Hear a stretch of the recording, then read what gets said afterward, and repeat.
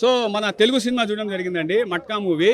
సామాజిక మాధ్యమాల్లో జరిగినటువంటి అంటే మట్కా నేనైతే ఆడలేదు, వేరే వాళ్ళ చేత ఆడించి లాస్ అయ్యా. సరే ఈసారి మట్కా చూసి నేనే ఆడదాం అనుకున్నా, బట్ ఇక్కడ ఉందో మట్కా వేరు, వరుణ్ బాబు మట్కా వేరు.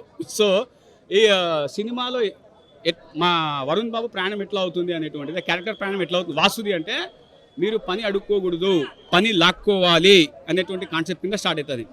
అండ్ ఇంకో విషయం, ఈ మట్కాలో మొగుడు పిల్లల మధ్యలో వేరే వారు రాకూడదు, మట్కా రాకూడదు అనేటువంటి కాన్సెప్ట్ కూడా చూపించడం జరిగింది.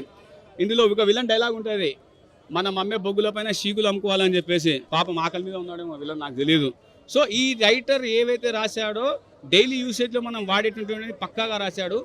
డైరెక్టర్ ఏదైతే కథ ఊహించుకున్నాడో ఆ కథలో పుల్ల ఎవడు పెట్టలేదు కాబట్టి కథ బ్రహ్మాండంగా వచ్చింది, కథ మటుకు సూపర్గా వచ్చింది.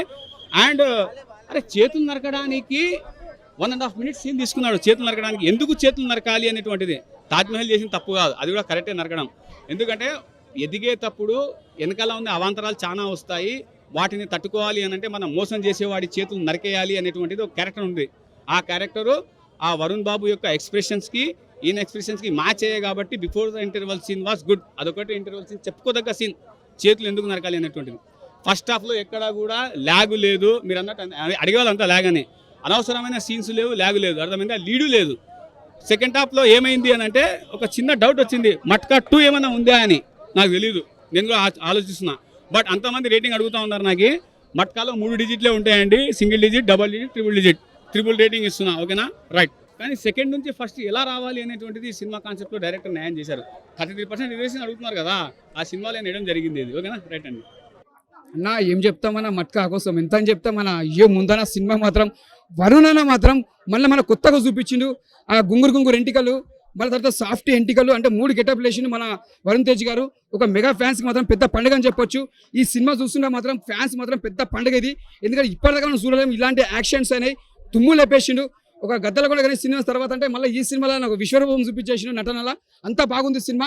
ఎక్కడ కూడా బోరింగ్ లేకుండా మాత్రం ఇచ్చి పడేసిన. అంటే చాలా మంది ఏమనుకుంటే సూర్యనికి నరేంద్రబాయ్ మొత్తం పాత ఓల్డ్ టైప్ ఉంది అది అనుకోండి. ఓల్డ్ టైప్ కాదన్నా, ఓల్డ్ టైప్ అప్పటి జమానా సినిమా తీసి ముంగడ పెట్టిన ముందుగా హ్యాట్సాప్ చెప్పాలి. ఆ కథ కూడా ఎలా తీసుకొచ్చినట్టే చాలా నీట్గా తీసుకోపోయింది, ఎక్కడ కూడా బోరింగ్ లేకుండా. అర్థం చేసుకోవాలి సినిమా అసలు ఎందుకు ఉంది సినిమాని అర్థమైతే సినిమా అంతా బాగుంది. ఇది ఒక బ్లాక్ బస్టర్ అని చెప్పొచ్చు. వరుణ్ తేజ్ కెరియర్లో పెద్ద బెస్ట్ మూవీ గత సినిమా తర్వాత అంటే మళ్ళీ మట్కా సినిమా అంతా బాగుంది. అందరూ చూస్తారు, చిన్నోళ్ళు పెద్దోళ్ళు అందరూ ఎంజాయ్ చేస్తారు. వరుణ్ తేజ్ ఫ్యాన్స్ అందరూ మాత్రం ఇట్లా కాలాలు ఎగరేసుకుంటున్నా.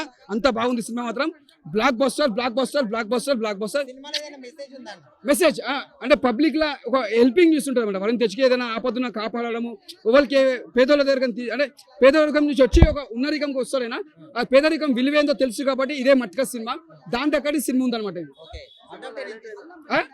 సినిమా ఒకటే చెప్తున్నా, వరుణ్ తేజ్ యాక్టింగ్ హైలైట్. ఆయన విలన్ యాక్టింగ్ లెక్క చేసిండు, హీరోయిజం లెక్క చేసిండు, ఒక అమాయకుడు యాక్టింగ్ చేసిండు. 3 పాత్రల విలన్ యాక్టింగ్, ఒక హీరోయిజం, ఒక అమాయకుడు, మొత్తం 3 పాత్రలు ఆయన ఇలా చూపించాను. డైరెక్టర్ అలా చూపించిండు. సినిమా మాత్రం హైలైట్ ఉంటుంది. ఒక సీన్ ఉంటుంది ఆయన చేతులు నరికేస్తాడు విలన్వి, ఆ సీన్ మాత్రం హైలైట్ అన్నది మాత్రం సూపర్ చూపించిండు. ఖతర్నాక్ చేసిన యాక్టింగ్ మాత్రం దుమ్ము లేపేసిండు, సూపర్ బాగానే ఉందన్న మట్కా. వరుణ్ తేజ్కి మంచి కంబ్యాక్. ఇది ఒక స్మగ్లింగ్ అంటే ఇల్లీగల్ బిజినెస్ మూవీ అన్న. మన పుష్పాలో అల్లు అర్జున్ ఇల్లీగల్ బిజినెస్ చేస్తాడు, కేజీఎఫ్లో గోల్డ్.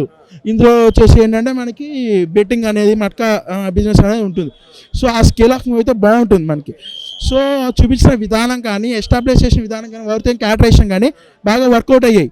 బట్ మీనాక్షి చౌదరి కొంచెం సేపే ఉంటుంది, ఇంపార్టెంట్ ఉంటుంది. బట్ సెకండ్ హాఫ్లో మనకి లక్కీ భాస్కర్లో క్యారెక్టర్ లాగానే అనిపిస్తుంది. నవీన్ చంద్ర క్యారెక్టర్ కొంచెం సేపు ఉన్న ఇంపార్టెంట్ క్యారెక్టరే ఉంటుంది. అండ్ బ్యాక్గ్రౌండ్ మ్యూజిక్ బాగున్నా సాంగ్స్ అనేవి మనకి డిసప్పాయింట్ అవుతాం. సాంగ్స్ మూవీ డిస్టర్బ్ చేస్తే యాజ్ వెల్ as బాగోకూడదు. అపార్ట్ ఫ్రమ్ సాంగ్స్ ఎవ్రీథింగ్ చాలా బాగుంటుంది. వరుణ్ తేజ్కి ఈసారి బెస్ట్ మూవీ అవుతుందన్న.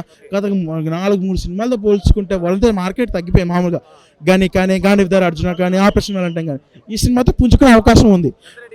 నేను 3 ఇస్తాను 5కి.